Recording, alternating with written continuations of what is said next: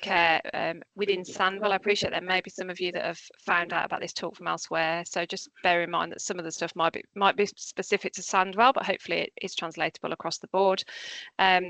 We've got Dr Saket Singal as a gastroenterology consultant at Sandwell, so welcome, and Dr Anna Locke, who's a palliative care consultant, who are going to present to us. Just for housekeeping, can you keep your cameras off just while the talk's happening? If you've got any questions, put them in the chat, and we will have time for questions at the end.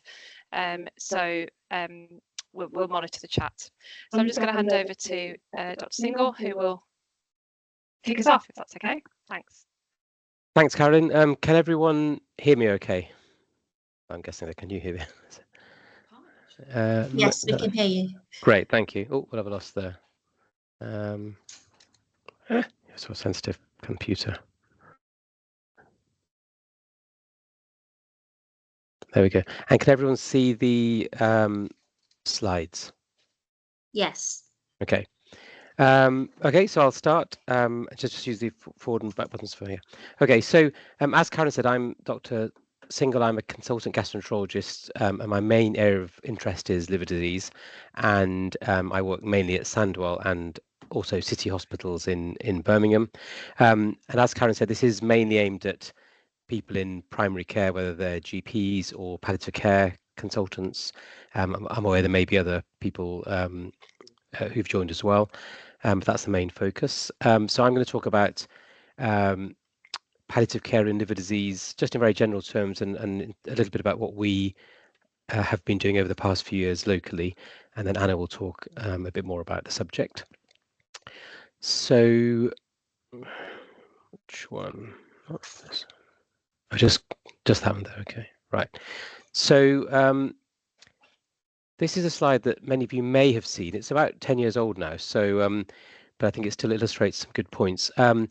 It shows it starts in 1970 or so on the left and goes through to about 2010, and up on the y-axis is the change in mortality since 1970, and the black dotted line is the one that's rising, sort of almost exponentially, is liver disease, and all the other lines that are kind of flat or slightly reducing are all other things such as cardiovascular disease, stroke, lung disease, etc., etc. And what this essentially shows is that the mortality from almost all conditions over those 40 years was falling, whereas for liver disease it was steadily rising. And this was in people under 65.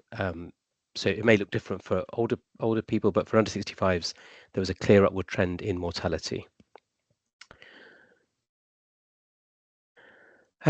Just to some more kind of numbers. So we think around 600,000 people in England and Wales have some form of liver disease. About 10% of these have cirrhosis, and this leads to around 60,000 hospital admissions per year, and around 10,000 deaths. And on the left, I've highlighted that most patients with liver disease tend to die at in working age, and therefore that's a huge amount of working life years lost to liver disease. I'm sure you'll all be aware that the majority of causes of chronic liver disease in this country will be excessive alcohol consumption, but other things have become more important over the past 30 or 40 years. The two main things being non-alcoholic fatty liver disease. The terminology has changed a bit recently, but essentially it's liver disease that looks like alcohol but is in people who don't drink, and that is mainly people who are obese and or have diabetes. And the other big cause that's increased is chronic viral hepatitis, and that's largely because of migration to this country over the last 40, 50 years. So people coming to this country with already having hepatitis B or hepatitis C, and then slowly developing cirrhosis over many years.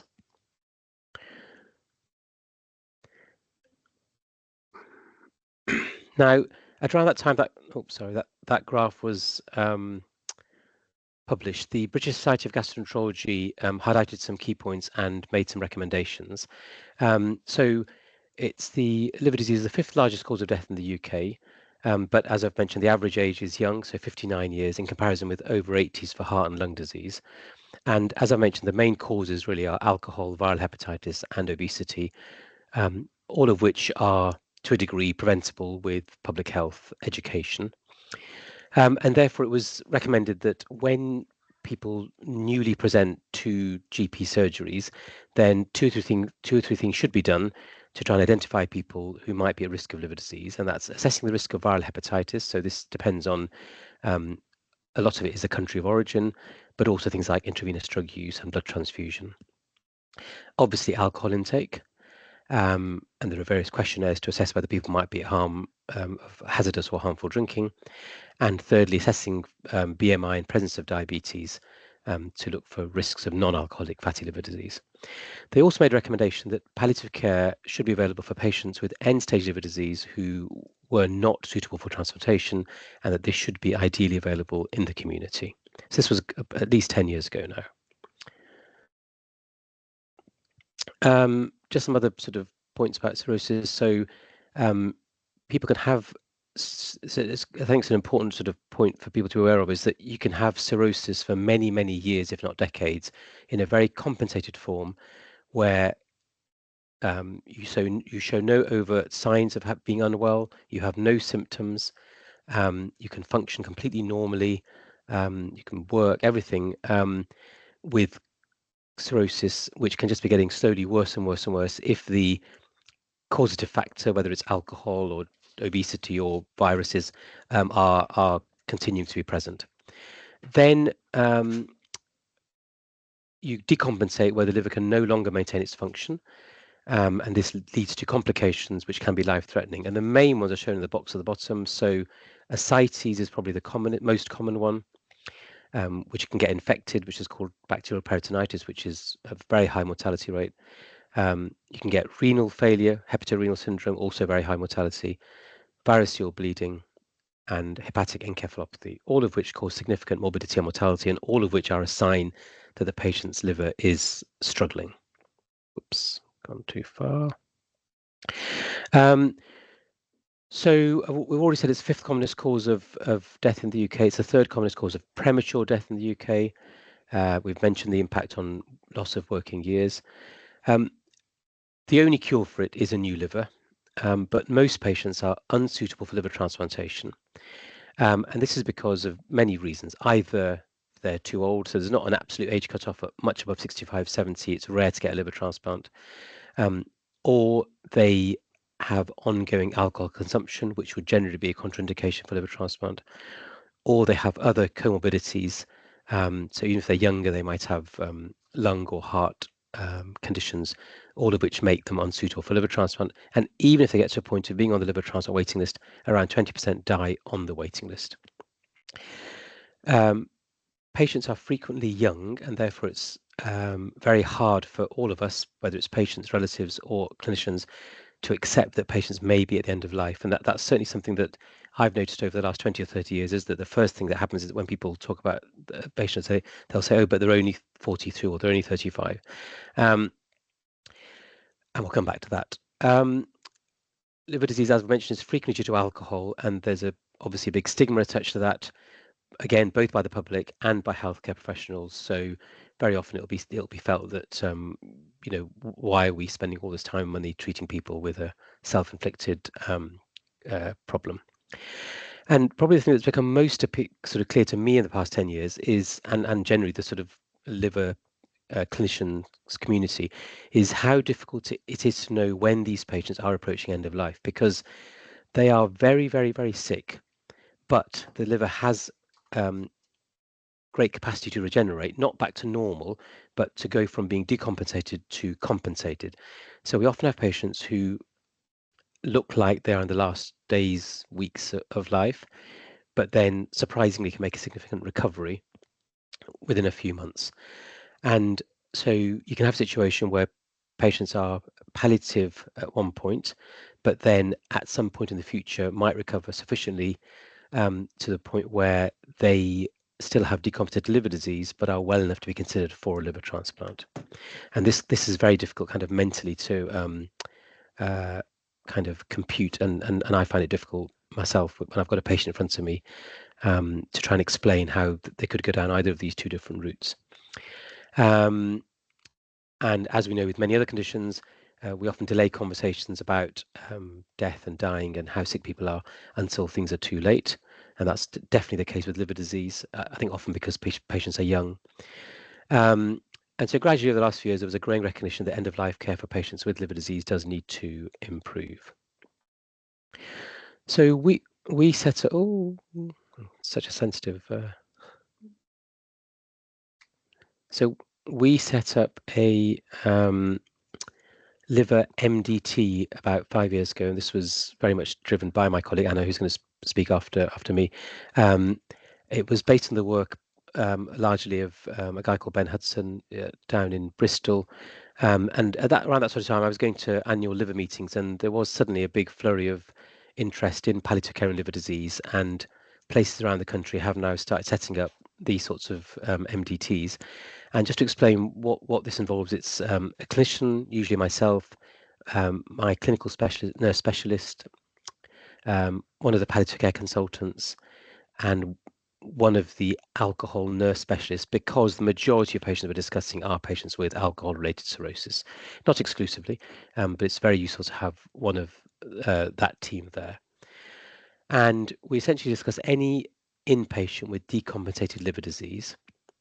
We look at a few parameters, which I'll come to on the next slide, and then it's to help the ward consultant and team to give guidance about the management of the patient, not in terms of their day-to-day management, but in terms of whether we think they would be candidates for full escalation and potential liver transplantation, or whether they would be candidates, whether they should be patients where we would be thinking about putting ceilings of care, whether it be ward-based care or palliative care.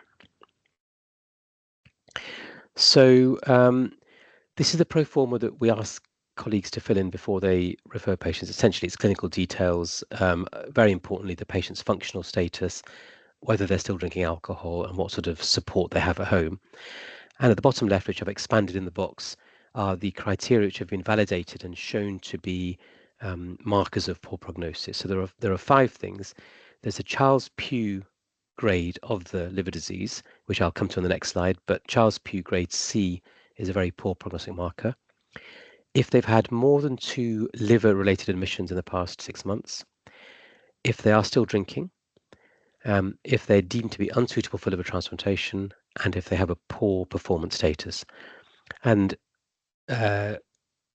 studies have shown that if you have more than 2 of those 5 criteria, then this indicates a very poor prognosis and should be a trigger to definitely have a poor prognosis discussion with the patient, involve the family obviously, and put ceilings of care on treatment to avoid unnecessary tests that would be futile, and to consider involving palliative care either in the hospital or in the community, depending on where the patient is.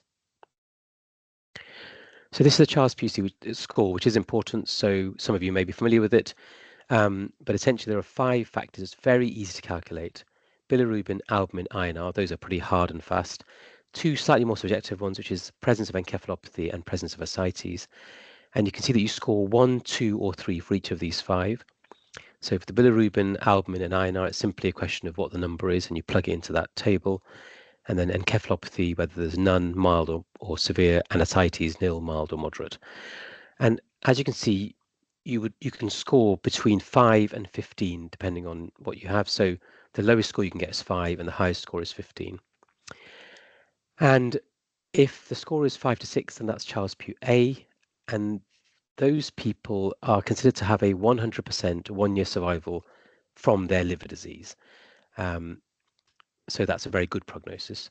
And that's what I meant when I said earlier that people with cirrhosis can go along for many, many years, looking completely normal, functioning well, and they would be the Charles-Pugh A cirrhotics.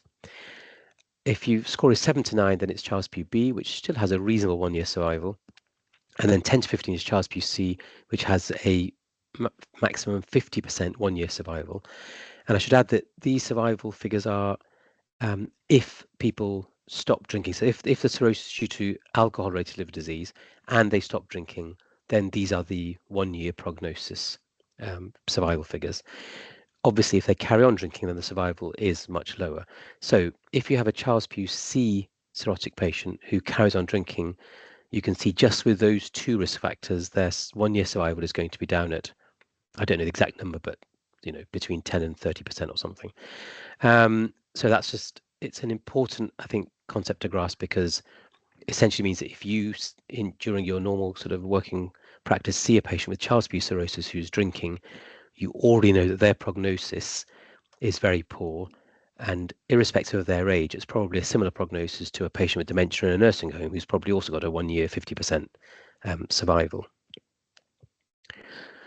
And so the focus of the MDT is to identify patients with advanced liver disease, assess which ones may be appropriate for seedings of care, supportive care plan, referral to palliative care. And in addition, we send the outcomes back to the referrer.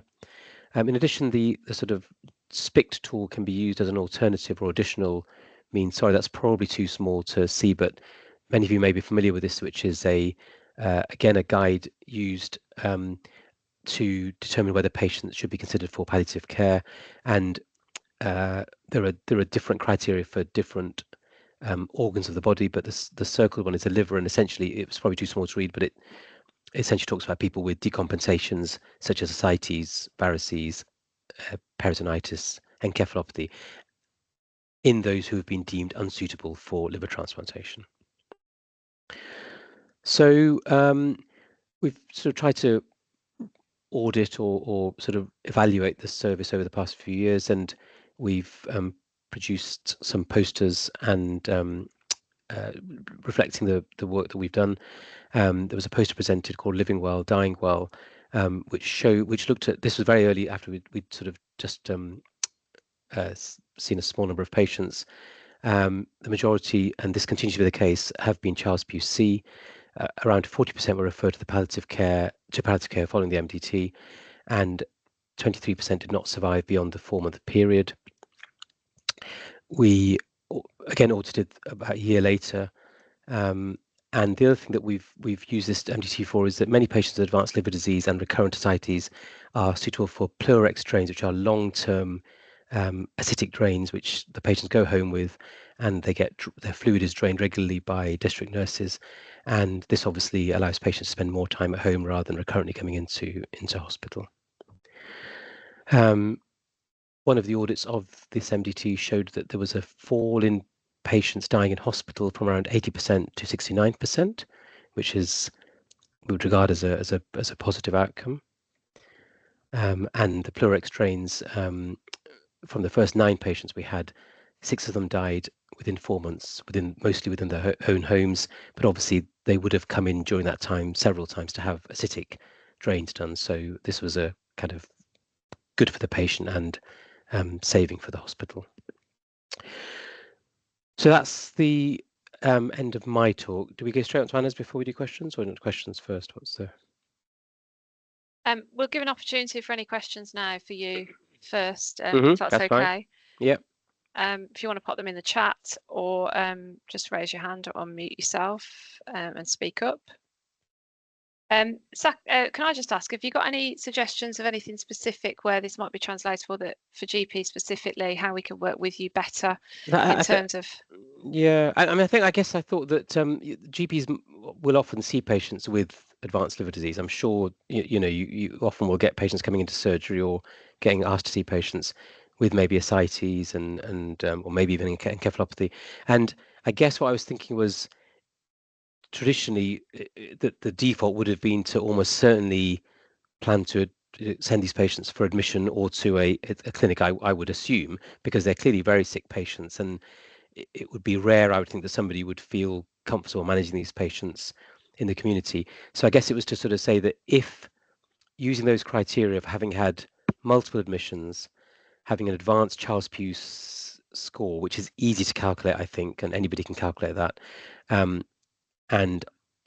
or ongoing alcohol use, might mean that you can still obviously always sort of seek support, ask for help, etc., from a gastroenterologist or liver specialist.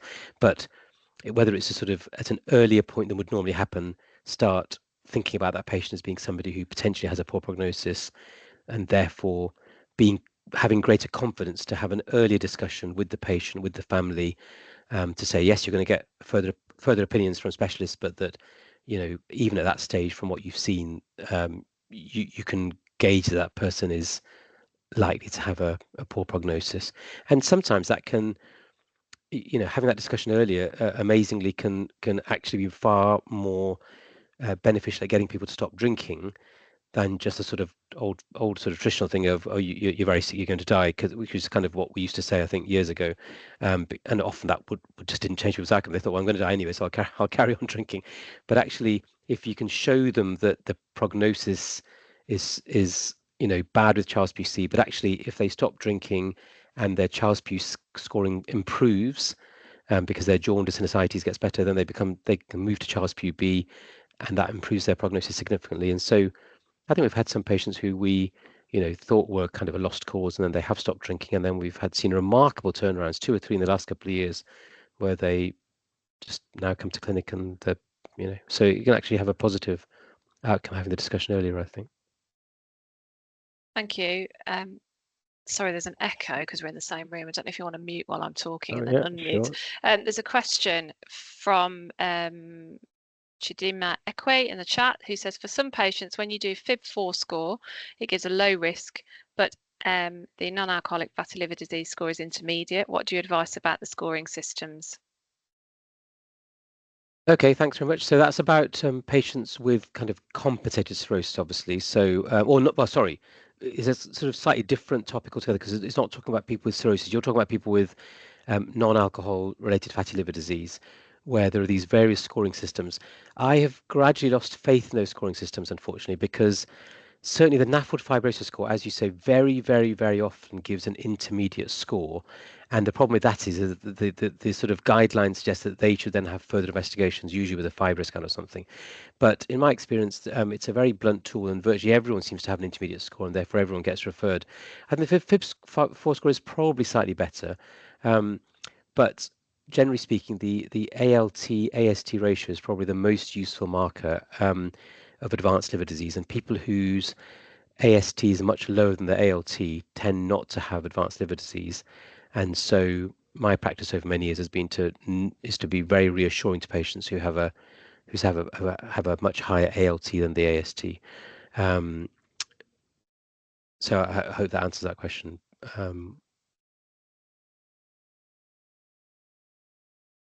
Thank you. Are there any further questions? And before we pass on to Dr. Locke?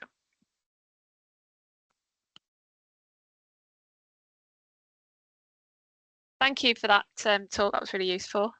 And Anna's just switching onto the laptop and we'll start speaking shortly. We're switching slides as well, I think. So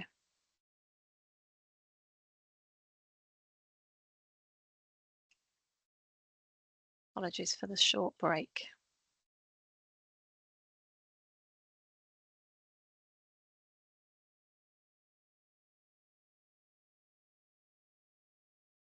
Lovely, we're good to go. Yes, my name's Dr Anna Locke, I'm Palliative Medicine Consultant, and I've had a particular interest in liver disease and palliative care in liver disease really since I was a very young doctor, and I witnessed lots of people dying quite badly on a gastroenterology ward, lots of blood, lots of bad smells, and lots of distress really for everybody. I'm going to talk mostly about the symptom control. It's going to be quite concise. There's a lot we can talk about this, and I'm going to give you some resources at the end to go and do a bit of self-directed learning, because I think it's not complicated, but it is slightly different from general palliative care. And partly because liver cirrhosis is special, as Saket said, the numbers are going up.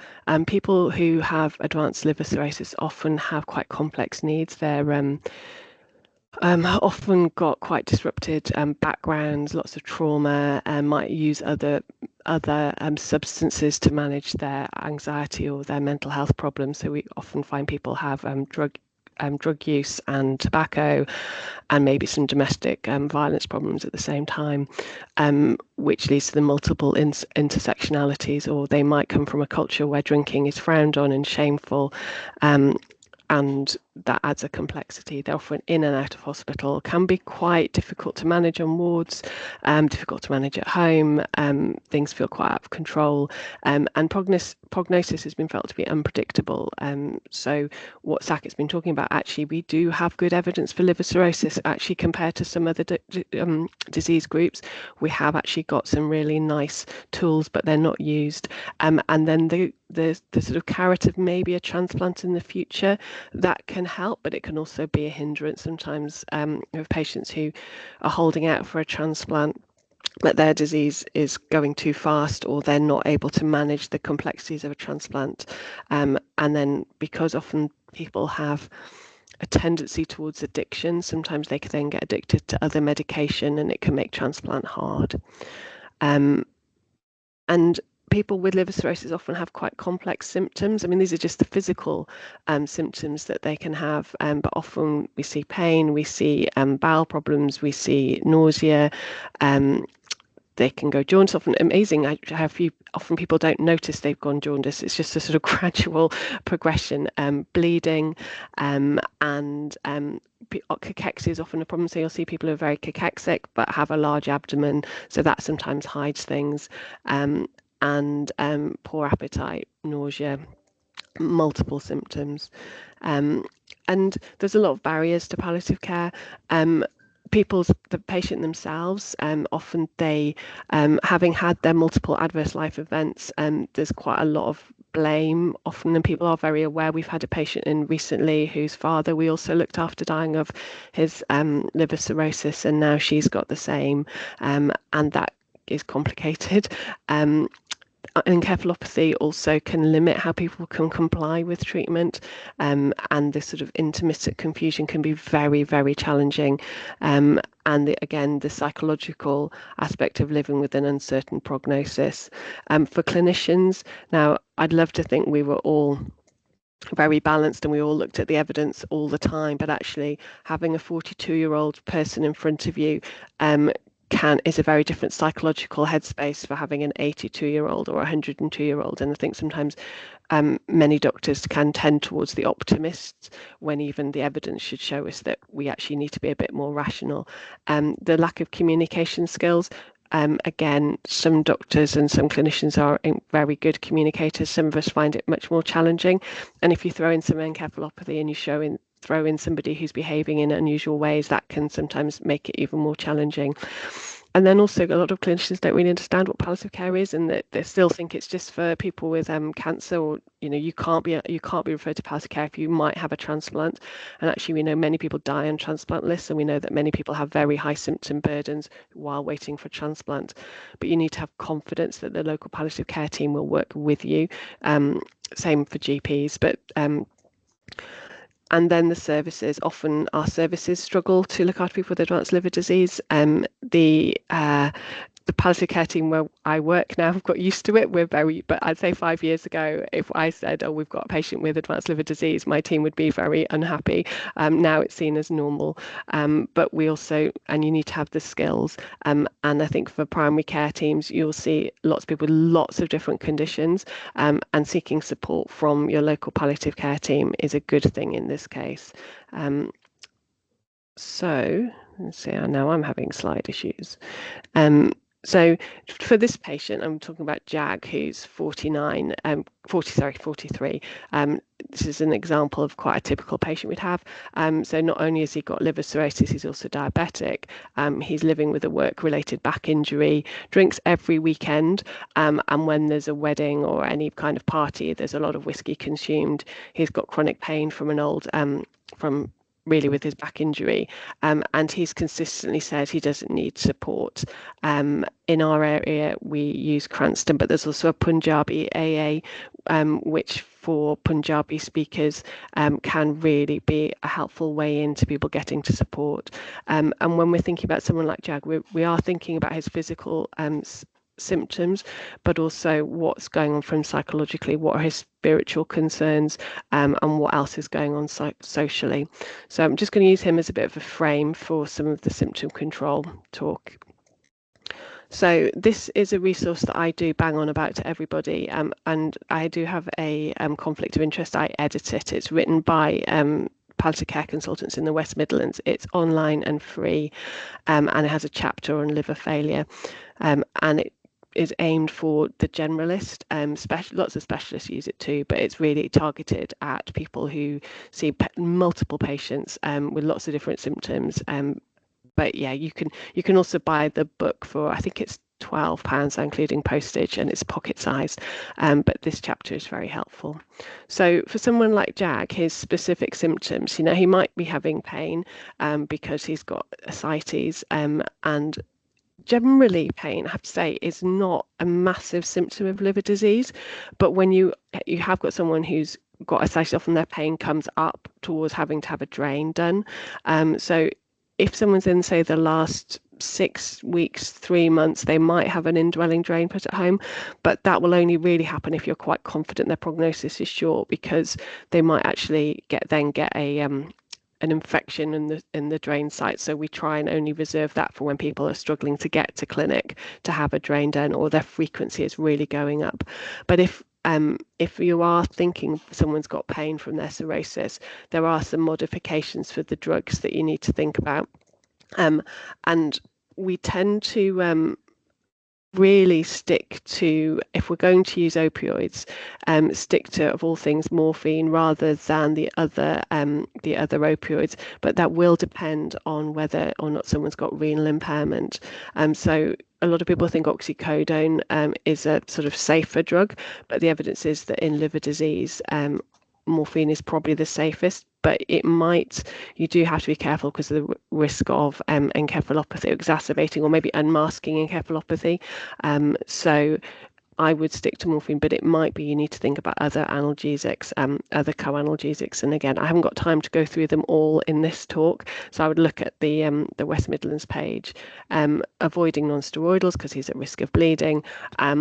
And paracetamol can be used, but you have to think about weight, and the choices will depend on whether someone's got compensated cirrhosis or decompensated cirrhosis. So this is just an extract from the West Midlands guidelines. Nausea and vomiting can also be quite troublesome.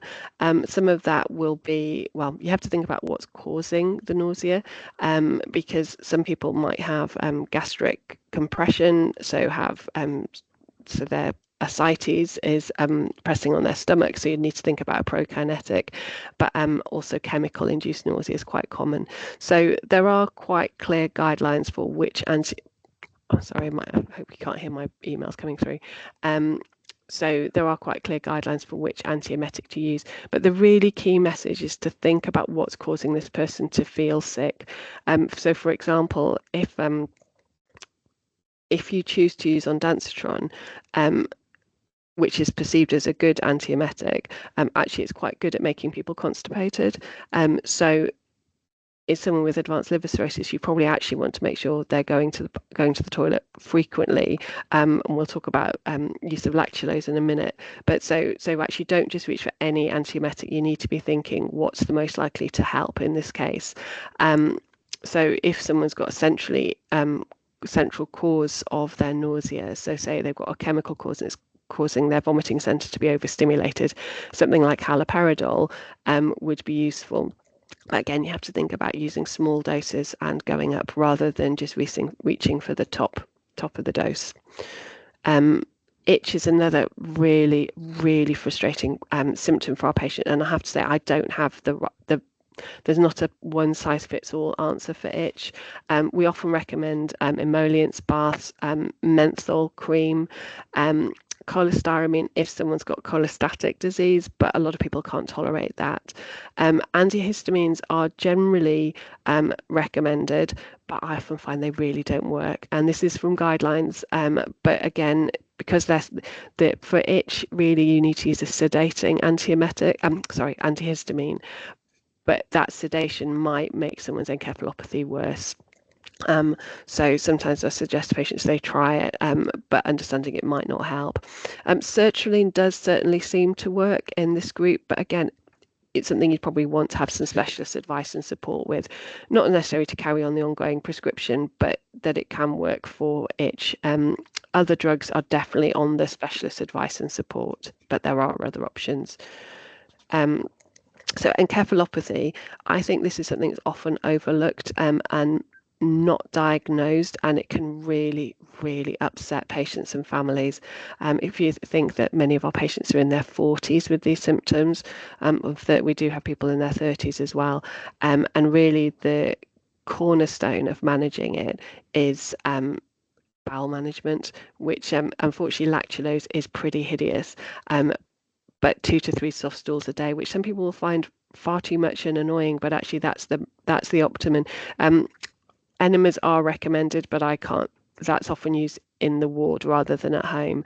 And rifaximin if 2 or more episodes of encephalopathy, and often that will be started by the liver team or suggested by the liver team.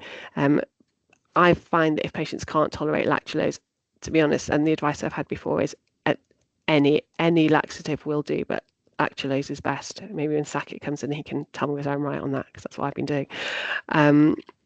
So and ascites, again, sometimes diuretics do work, but we have to be really careful not to give people really acute kidney injury from the use of diuretics, and generally when people are discharged from our hospital and diuretics have been started, we follow them up and make sure that that's monitored. Occasionally people slip through the net, which is sometimes our patients don't come for their blood tests or whatever, but that is necessary. And paracentesis, we do planned day case, and I think most places do that, but that does mean patients have to be mobile and able to get up to the hospital wherever that's done. And then long-term drains, that's MDT decision, and generally that's for people who are for home-based care only, and occasionally people outlive their prognosis, and that can be fine, but you do need to know that they will let the district nurse in, that the district nurse will be able to come at least twice a week to put the bottles on, and that they'll be able to manage the site, because we do get infections, and there's still some debate about whether people need to be on long-term prophylactic antibiotics if they have that in. There's a big study going on at the moment. So for our patient, we managed his pain with initially PRN or Amorph, and then put him onto some Zomorph, which actually managed his pain well. But then as his abdomen got more extended, he actually was able to ring the day case nurse and come in and have his drain done. His nausea was really managed with a lot of it with advice about small meals frequently, rather than trying to have large volume, and then some PRN metoclopramide. Itch actually wasn't a particular problem, so that was okay with him. The encephalopathy, again, my team knowing, yes, you have to use the lactulose regularly, frequently, and that managed, but it was still quite hard for his family. And the anxiety, that sort of talking about living with dying in your 40s and what you can do about it, that's sometimes what palliative care teams spend a lot of time doing, and primary care teams, I think. And actually for Jack, he really did cut down his alcohol intake, so things have slowed down, and the family are having a lot more conversations about what this is, because there's quite a strong family history of people misusing alcohol within the family. So very much thinking about what works for him and his family. And so there we go. Or have I gone a bit too fast? A bit too fast.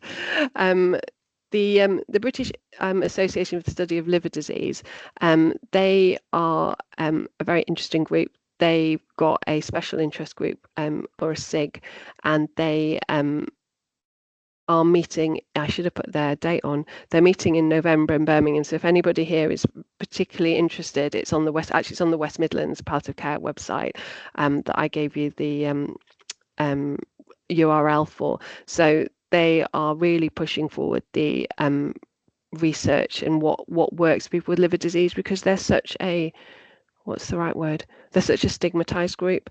They often live on the margins of society, and actually it's really important that we have evidence that what will help these people. And when there's a lot of discussion about, it was interesting, there was a question about NAFLD earlier, that the segregation between NAFLD and so non-alcoholic fatty liver disease, which can progress to cirrhosis, and alcohol is becoming more and more blurred, and the sort of separation, because many people who have non-NAFLD also drink a small amount or a large amount, and many people who drink, certainly in Sandwell, our population generally will have both, which one will be larger than, one will be greater impact than the other.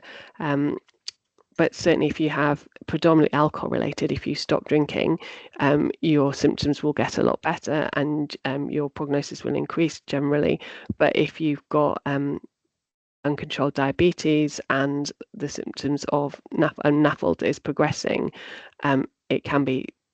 it's a different thing to stop and change. And again, it's massive lifestyle changes for people. And the other thing we use a lot are the British Liver Trust information leaflets. Now, it's an enormous library of information for patients. It's a really good website, really extensive and written in a way that I think patients and families understand, and sets out what liver cirrhosis actually is, what palliative care is, how that fits together, what symptoms people should expect. And because I think we do our patients a quite a big disservice when we tell people they've got liver cirrhosis, or often we don't really explain it very well, or we explain it in a clinic or in a hospital ward and then don't follow up with written information. And bear in mind, many of these patients will have intermittent encephalopathy. It's not a great surprise that they might forget or not hear. So often this information is given at Sandwell in the inpatient setting by our alcohol team, because they're the ones who will be doing the counselling to try and help people reduce their alcohol intake for people with alcohol-related liver cirrhosis. But I think giving people information and treating them like human beings with a proper serious condition really helps their psychological aspect of this disease, because I think it's easy for me to whip through the physical symptoms, but what bereaved families and people who are living with dying from liver cirrhosis often really talk about is the lack of respect and understanding and feeling of being stigmatized because someone they know and love is dying or has died of liver disease, and that is really sad, and I think we can do a lot to change it. So I think that's probably where I've got to. I'm gonna look at Carolyn now. Thanks, Anna. That was really useful. Has anyone again got any questions? Or if they want to raise your hand, pop in the chat. Any questions for Anna or any that you've thought of for Saket since he's finished? We've got a hand raised. Antonia, do you want to unmute yourself and speak? Hi, afternoon. Really interesting, thank you. So I'm a palliative care nurse working in a community in Islington and Camden. And I just wanted to echo just one point was about the uncertainty with kind of prognosis with patients with liver failure at end of life, where I've seen a few patients where I thought that they were quite stable, no particular symptoms to manage, and would be considering actually discharging them. And the following week, a rapid deterioration and patients actually dying. And the second thing I just wanted to make a comment on was how few patients with liver failure I think I have been involved in the care of end of life in the community. I've been in a position for about 4 years, and as you were talking, I was just trying to rack my brains to think in my caseload how many I've looked after, and I can only come up with about 2 or 3. So I know that's only myself, and we're a team of perhaps 10, but it seems quite a small figure. It is, and I think that's probably mirrored around a lot in the country, which suggests that there's a huge amount of people dying with uncontrolled or full symptoms. I think the key in our area has really been about getting palliative care into the liver service. I mean, I'm really fortunate in that Saket and Claire, who's also on this call, who's our liver CNS, have been very welcoming to this idea. And there's lots of evidence. You know, there's good studies. The Basel group, the British Association of Study for Liver, they have a special interest group. You know, that they should be identifying the patients and giving the more general doctors the confidence to do that. And I think the advantage in primary care, well, not advantages as like GPs will see people over a long period of time, will often know their family, will know. I mean, I know it's in some ways that works now, in some ways it doesn't. But I think it's kind of out hunting out those patients. And if you're interested, I mean, I would be really tempted to knock on the door of your liver team and say, how do you find these patients? Why aren't we getting the referrals? You know, are they all dying in the hospital? And if they are the hospital team even seeing them? And it's okay, you know, I think there's a lot of people feel this absolute desperate need for certainty before they refer to palliative care. And the evidence, the bereaved families' evidence is that they equally have no warning. Death comes as a surprise to them and they feel really unsupported. And I think that propagates the intergenerational trauma. You know, if you've watched your dad bleed to death at home with no understanding what was going to happen, it's really going to impact your own mental health. And if there's already been a lot of alcohol around in that family, I think that does increase people's risk. This is me riffing slightly. I don't know if anyone's done the studies, but you know what I mean? Like, I just think we have lots of very traumatized families. Yeah, I think we need to be, and that's what the Basel group is trying to do, is trying to raise the profile, because I think liver teams need to be saying this is, you know, and discharge letters need to say, you know, this person's got really advanced disease, their prognosis is poor, we've talked to them, please carry on supporting them, and this is a plan. I also wonder if liver teams, at just anecdotally of what I've heard, are always accepting of the palliative care team coming in within the hospitals, within the clinics, to be part of so I'm giggling. MDT. I'm giggling because I'm looking at Saket, because like, if I don't turn up, if I'm 5 minutes late for our MDT, like, Anna, where are you? You know, but that's you're fabulous. I'm just thinking. No, Saket, but yes, no, you're right. And actually, there's a lovely study that I saw presented by a hepatologist, an American hepatologist, where they'd actually interviewed. They'd interviewed transplant surgeons, liver transplant surgeons, about why they don't refer to palliative care, and there was a lot of concern about feeling almost vulnerable, that they couldn't admit their vulnerability, and actually that people might think they weren't good at their job, that they might think that they couldn't save somebody, and that's, I was thinking, oh my God, you know, and actually that, because they think they've got to look very confident and competent, you know, and actually saying, well, we're going to do this for you, but it might not work. That takes a certain vulnerability to do that. So I think, yeah, I think you're right. And there's a lot to do for liver disease. There's a lot to do. And actually the idea of parallel working. So in my trust, I have some clinicians who are brilliant at that. And I have others who, and sometimes on the same ward, like one week after the other, who can kind of cope with not having to be black and white. But I think maybe also that gastroenterology does it, what's the right word? Attract people who like doing things. Is that like, so maybe people who think a bit more binary? So yes, so sometimes they need our help. And conversely, though, with palliative care, I think the uncertainty as well, it can be quite, there can be an element of anxiety, because when you're looking after someone with a malignancy, there's generally a pattern that you're seeing and you're confident in the advice you're giving. Yeah. But I'm seeing someone I saw for the first time last week, and I had to call the liver CNS and was like, give me, what's the prognosis? Give me the lowdown, because reading this, I might go in thinking he's got a month, he's got a year.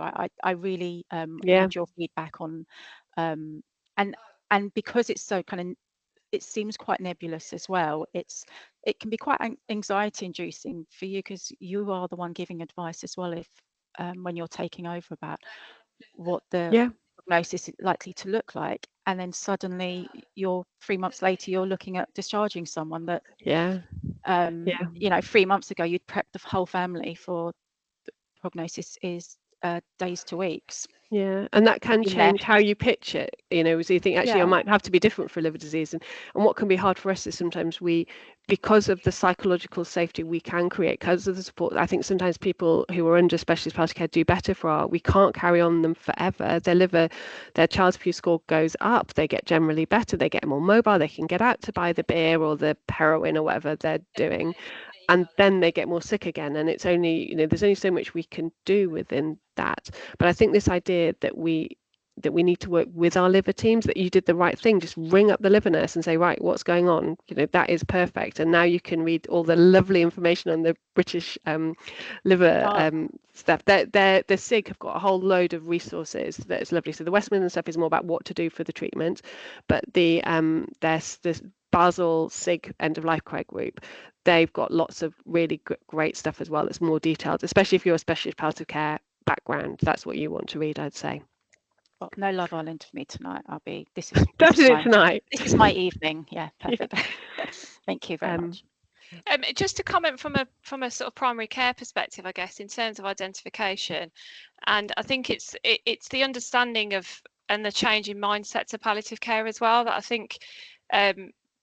I don't think I introduced myself at the beginning, but I'm a GP with a special interest in palliative care, and I've recently done a master's in palliative care through Cardiff University, doing a Quality Improvement Project in trying to help identify patients. And I think the area where we struggle in primary care is identification of chronic disease, and liver disease is one of those. And I think one of them is the fear of getting it wrong and the understanding of what palliative care is. So, you know, quite often if you mention palliative care to a patient or to a relative or even to other colleagues, they think end of life and they think last 6 weeks and think, well, this patient's not dying, or you see patients like you've just said with liver disease that actually look like they're dying and then turn around. But if you communicate palliative care as more supportive care, it's supporting patients to live well for as long as they're going to live, but they have got a life-limiting prognosis, it often goes down much better and you can often sell it more. And actually the advantage of getting in early is that you don't get these unexpected deaths, you don't get these deaths where nobody's prepared for it and nobody's even considered that death might be a possibility. So I think the mindset and the communication with liver failure patients is obviously saying, look, we have seen patients, and you know, we've had one this year that's just turned around. So communicate that this can happen, but the phrase "prepare for the worst, hope for the best," you know, I will use as well. That actually, if you can communicate and plan for it, referring to palliative care, and I think in general practice in primary care, I don't know how many on the call are from primary care. Obviously, this was the original focus of these webinars, is starting to look at identifying these patients and looking at our patients, the ones with alcohol use, the ones that are coming in, and thinking about whether can we start those conversations or can we consider starting the conversations. And even if by doing that, like Saket said earlier, that makes them think about it and stop drinking, sometimes that's actually a helpful conversation. But if it's not, it can be planning for the future and getting that support in place so that we don't get these shocks and unexpected things, the family feels supported.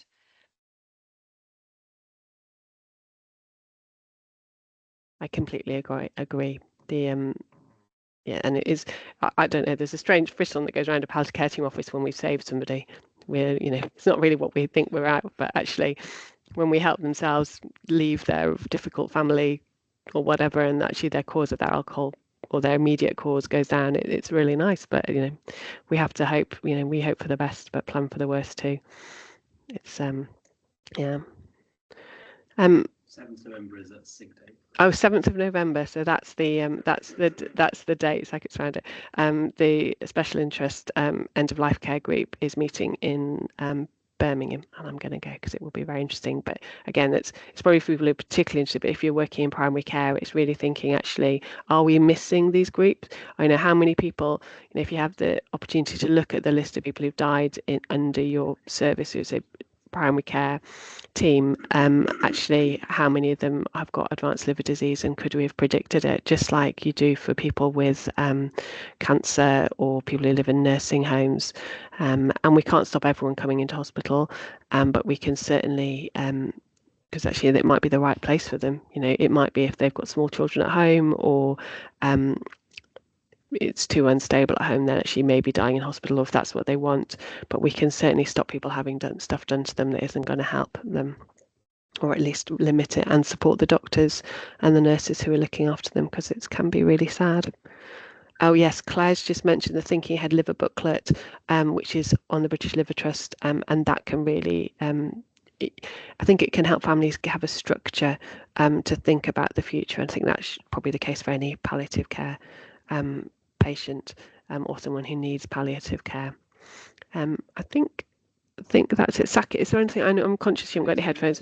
The lactose, yes, the lactose definitely is the right laxative. So I don't know if you can hear Saket saying yes, definitely use lactulose. But sorry, just if someone point blank refuses to use lactulose and they're not going to the toilet, then it is okay to use other laxatives, isn't it? Yeah. It's just not as good. Or enemas, or enemas, yeah, to managing encephalopathy. Thank you, Carolyn, for being a lovely host. We're just going to pop in the chat. I think you might have got it already. A feedback form. Please fill it in. It just helps us make sure we're doing what people need. And if you've got any hints or tips or feedback, we are very happy to take it, because we want to do the best we can for these in future. Thank you all very much for your time. Say goodbye. Yeah, thank you both of our speakers, and yeah, please fill in the form. It's only 3 questions, so nice and easy to do. Okay, Thank bye. you. Thank you.